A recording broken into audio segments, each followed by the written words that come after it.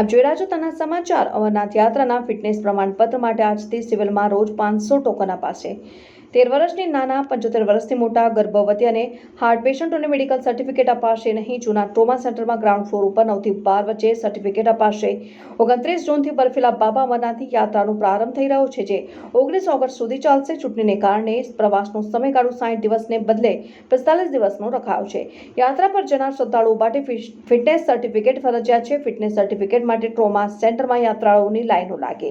Bureau report Tanna સમાચાર.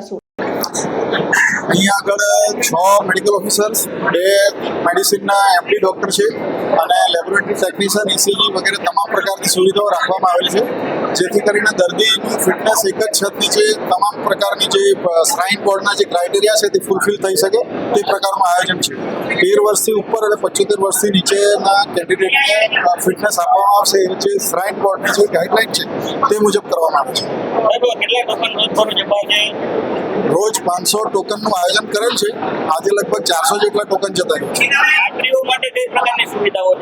યાત્રીઓને બેસવા માટેથી લઈને એનું પાણી ને તમામ પ્રકારની સુવિધાઓ રાખવામાં આવેલી છે, જેથી બહાર તાપમાં અત્યારે જે ગરમીની સિઝન છે, બહાર કોઈને વેઇટ ના કરવું પડે એ પ્રકારની તમામ સિટિંગ અરેન્જમેન્ટ કરવામાં આવેલી છે.